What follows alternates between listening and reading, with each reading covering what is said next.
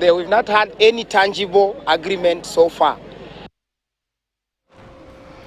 Na mtazamaji, kuna hofu ya kuongezeka kwa maambukizi ya virusi vya HIV, magonjwa mengine ya zinaa wakati nchi inapokabiliana na upungufu wa mipira ya kondomu. Watu binafsi hasa wafanyabiashara wa ngono ambao wako kwenye hatari kubwa zaidi ya kuambukizwa sasa wanalazimika kununua kondomu bei ya juu zaidi baada ya zile walizokuwa wakipewa kupungua. Agutoroza na taarifa hiyo kwa kina. Vituo vya VCT ambavyo hapo awali vilikuwa vikisambaza kondomu bure sasa vinashindwa kudhibiti mahitaji hayo.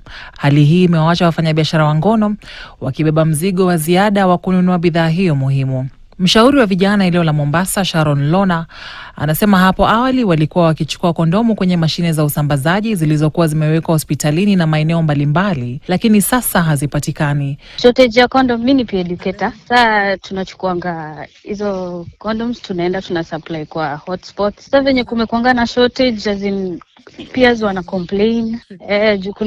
Kuna clients wenye watakangi kutumia hizo condoms. So ni riski, yani ni riski tu. Ripoti ya hali ya bidhaa kutoka Wizara ya Afya kufikia Novemba mwaka jana ilionyesha kwamba kondomu za wanawake zinazotumika kila mwezi ni 31,067, huku za wanaume zikiwa 1,65,891. Hata hivyo, kufikia Novemba hakukuwa na hata kondomu moja ya wanawake iliyopatikana.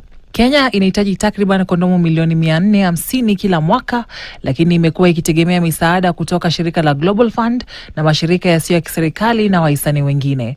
Hata hivyo, kondomu zinazosambazwa kupitia shirika la Global Fund haziruhusiwi kutumika katika kliniki za mpango wa uzazi, kwani ufadhili huo umeelekezwa kwa watu wanaoishi na virusi vya HIV pekee.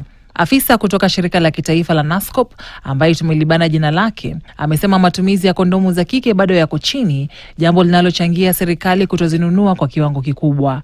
Shirika la NSDCC linasisitiza kwamba matumizi sahihi na ya mara kwa mara ya kondomu yanaweza kupunguza 65% ya maambukizi ya virusi vya HIV, magonjwa ya zinaa na mimba zisizotarajiwa. NSDCC inasema kwamba kila mtu anayeshiriki ngono anafaa kupata kondomu bora kwa urahisi na uelewe sahihi kwa namna ya kuzitumia na motisha ya kuzitumia kila wakati.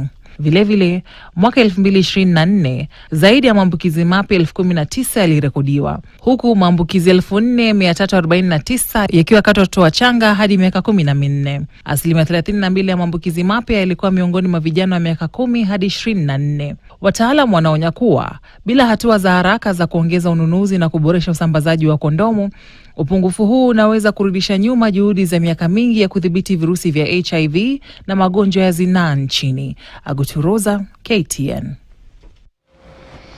Na mtazamaji, taarifa hiyo yake Agutoroza inatufikisha mwisho mwa taarifa za mbiu ya KTN alasiri ya leo. Kwa niaba ya wote waliofanikisha taarifa hizi, shukrani za dhati kwa kuwa nami hadi tamati. Nimekuwa wako Hadia Mwasiwa na mwenzangu Meresha Owiti wamekuwa kitafsiri taarifa hizi kwa lugha ya ishara. Hadi wakati mwingine inshallah, kwaheri.